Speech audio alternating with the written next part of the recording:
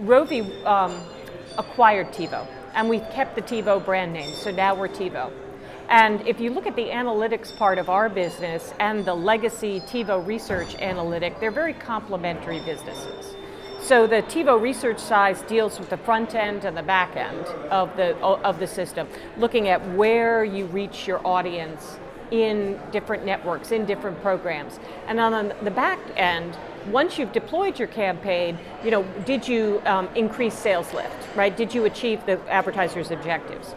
But there's this whole middle layer where the ad sellers actually have to, operationalize the promise of audience targeting. They have to look at sort of at the inventory level, what ad inventory, what avails are going to deliver this audience target, right? This new audience target, and they're really managing towards this future ad campaign, deploying the advertising, measuring it against these new metrics for the audience target.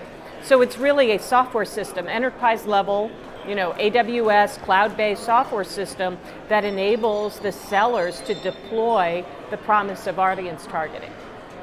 So tell us about the TiVo research as a body of data. Right, yeah. And the value of that, and you have a certain perspective coming out of ComScore and knowing Rentrack. Tell us about sort of that TiVo research piece of it, the value of it, and kind of what it's doing. Right, so TiVo research was really the leader in bringing audience targeting to the market. They were really one of the first companies who went out and acquired and built a platform of set-top box data that they could match to third-party and first-party data sources to really look at where those audience targets were watching, right? And so they generated reports that contained indexes. So if you are a broadcaster and have a certain program and you're achieving a 120 index for Ford F-150 buyers, that means your show is likely to have 20% more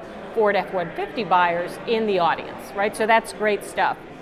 But what they weren't doing is, we're sort of moving beyond a ranker, right? When it comes to actually deploying that inventory in your system, to managing the inventory, you're not always going to deliver the highest index. So what our vision to integrate the two companies is to take those best-in-class indexes and measurements from the TiVo research side and deploy them as an option for the sellers in this revenue and inventory management system, right? So that you're not going to deliver the highest target every time. You're going to have a mix of targets for the advertisers, because the reality is you're guaranteeing based on GRPs. We're moving to a time we're going to guarantee based on reach. So these systems need to forecast, they need to optimize that inventory based on what we know about those audiences in the past. So it's a really, if you get what I mean, it's a really nice complementariness. Their focus on the quality of the data and the audience targets, and our focus on the systems to operationalize and deploy this new promise of audience targeting. And what's the roadmap with this sort of holistic solution 12 months down the line? What do you hope happens for you guys and perhaps for the industry? Well, I think for our clients, Nielsen is still a super important part of the equation, right? Age, gender targeting is not going away, and the system that we have built uses Nielsen data, as the currency measurement.